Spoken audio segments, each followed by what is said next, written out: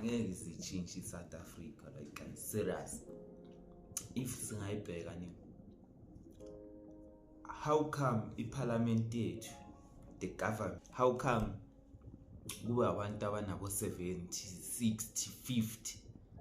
Like serious, umuntu ona 70, 50 angacabangela umuntu ona 25? Come on guys. Umuntu ona 75 angacabangela umuntu ona 25? It can't be. Ayithola angeke. So into engibona le youth le ya 1976, le youth ya 1976 yiyo evalela iyouth ye born free uthi ngabe employed bra. Ngeke nonke basiphethe government bra, angeke ube uminister of energy azange ufunde nge-energy esikolweni, like singaze sibale ngesikolo. Awuyazi next ne-energy, wazi energy give us power kuphela. Nabo minister bethu yiyo into jiki kusasa so you minister of justice and defense. It doesn't make sense guys. It doesn't make sense guys. Abafuna ukuretire khewezanini bathi umuntu aseke parliament uretire. Aba retire bra, they died there bra.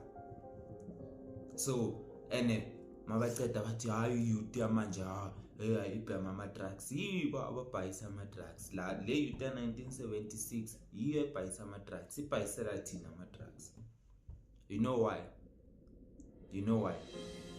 It's because abafuni nibe aware izinto for izinto. Bafuna nibe brainwashed sinake la ama drugs indasibheme la.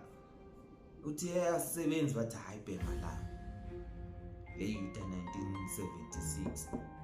1976 born free 1995 asebenzi cedile isikolo sina 8 years 10 years cedile igolo bathi yazini ozana mawufika bathi bhema la thengisela i-drugs bhema la maceda bathi ama-Nigeria thengisa ama-drugs ama-Nigeria la ma-Nigeria athole access ukuza la eMzansi because i-youth 1976 yaba allow ukuthi beze la eMzansi. Thina sina power usiblame kanjani thina? Uyiblame yani youth ukuthi bhema ama-drugs wena ungakhoni problem. Why ungayivali lapha ecaleni, uyivale lapha emabhodeni endaba ama-drugs? Asisho ukuthi angeke angena ama-drugs but kube nzima. That's why abelungu bathi nge-apartheid wonke umuntu makahambe nge-ID. That was a good strategy bafethu, wonke umuntu makahambe ne-ID. But umuntu omnyama ngoba ufuna ukwenza utsotsi angeke sihambe nama-ID thina, sifuna inkululeko. Ungahambi ngama-ID.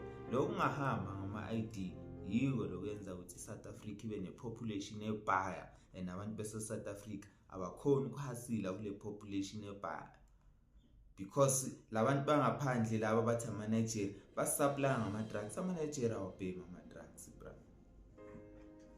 Ama-Nigeria khona abhema ama-drugs mara ngeke ubabone ba-fucked up njenge-youth.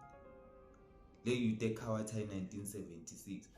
If i-youth ifuna ukusebenza, I think ifanele nayo istrike njenge-youth ya 1976. Silwise leyani ya 1970, thina ama-born free silwisa leya 1976. Wonke umuntu ona 50 emsebenzini usebenzelana una 50 years. You have done enough bra. Lifespan yomuntu yi-50 le, so expect usafuna ukusebenza. Hayi youth ya 1976 yalwela nje isivalela amathuba. Yazi gayi grant ekhulu abogogo sebahola bo-2000. Wena no matric awuholi una 10 years cedile matric awuthola ibhazari awuthola umsebenzi. Youth ya 1976 leyo bafethu. Sure. Yeah, catch me on another episode Thembisa Podcast 1632. Thank you son.